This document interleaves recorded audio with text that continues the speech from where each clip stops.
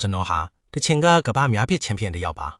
မိုးစွာနေပါစေပြစ်မှတ်ဘယ်လောက်ဝေးကျွန်တော်မမှန်တဲ့ပြစ်မှတ်ရလို့မရှိခဲ့ပါဘူး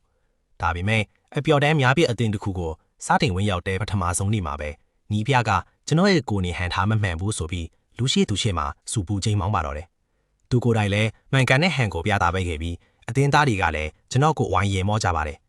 ကျွန်တော်ဒီအသင်းထဲကိုဝင်လာတာကနီးပြရဲ့သမီးလေးကိုသဘောကျနေလို့ဆိုတဲ့အကြောင်းပြချက်တစ်ခုတည်းကြောင့်မို့လို့သာသူတို့ရဲ့အထင်သေးမှုတွေကိုတိတ်ကလေးသီးခံနေခဲ့ရတာပါကျွန်တော်ရဲ့အသိခါအောင်မြင်မှုတွေကိုလည်းဘယ်သူမှယုံကြည်မှာမဟုတ်ဘူးလေ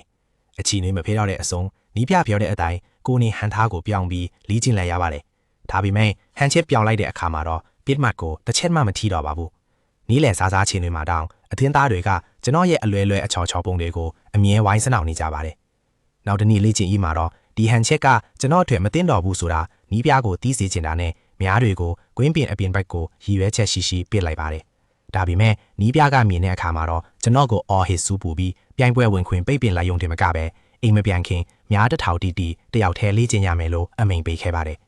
လက်လျှော်တော့မလို့ဖြစ်နေတဲ့အချိန်မှာပဲနောက်တစ်နေ့ရောက်တော့နီးပြရဲ့သဘောထားကရုတ်တရက်ပြောင်းလဲတော့ပါတယ်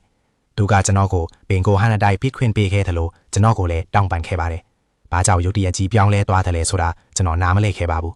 ပြိုင်ပွဲနေ့ရောက်တဲ့အခါပြိုင်ဘတ်အသင်းကနှစ်ပေါင်း20ဆက်တိုင်ကမ္ဘာချန်ပီယံဖြစ်ခဲ့သူဆိုတာသိလိုက်ရတော့အသင်းသားတွေအားလုံးကြောက်ရွံ့သွားကြပါတယ်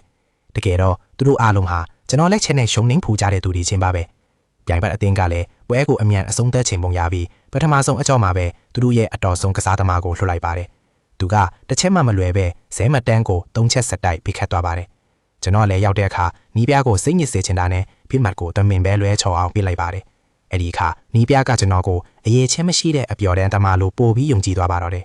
နောက်ဆုံးကြော်ခောက်တဲ့အခါပြိုင်ဘက်ကအမှတ်တွေအများကြီးထားနေတာကြောင့်ကျွန်တော်တို့ရှုံးမှတေးချတယ်လို့လူတိုင်းထင်နေကြပါတယ်ကျွန်တော်သဘောကျတဲ့ကောင်မလေးတစ်ယောက်ကလည်းရင်ပေါ့ကျွန်တော်နားချက်ကိုတတ်လိုက်ပြီးပြင်းမှတ်ရဲ့အလဲတက်ကို3ချက်ဆက်တိုက်ထိမှန်အောင်ပစ်လိုက်ပါတယ်ဒါပေမဲ့နောက်ဆုံးများကိုပေးခါနီးမှာပဲမိုးရီတဲကြီးမဲကြီးရွာချလာပါတော့တယ်အဲ့ဒီချိန်မှာကျွန်တော်ကပလိုင်ဘတ်ထက်တမတ်ပဲလော်နီးပြီးစိတ်လှုပ်ရှားလာပါတယ်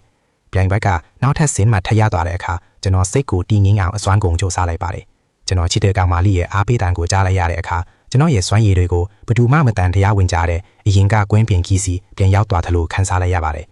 နောက်ဆုံးများကိုလှလိုက်တဲ့အခါမှာတော့အရင်ကပစ်ထားတဲ့အများရဲ့အမီးကိုတဲ့ကြီးထိမှန်သွားခဲ့ပါတယ်နီးပြရဲ့တဘောထားတွေဘာကြောင့်ရုတ်တရက်ပြောင်းလဲသွားရတယ်လဲဆိုတာကိုတော့နောက်မှပဲသိခဲ့ရပါတယ်ကျွန်တော်ကိုပြိုင်ပွဲကနေထုတ်ပယ်လိုက်တဲ့နေ့မှာပဲအဲ့ဒီကောင်မလေးကနီးပြစီသွားပြီးကျွန်တော်အထက်အတနာခံပေးခဲ့လို့နောက်ဆုံးမှအခွင့်အရေးတစ်ခုထည့်ရခဲ့တာဖြစ်ပါတယ်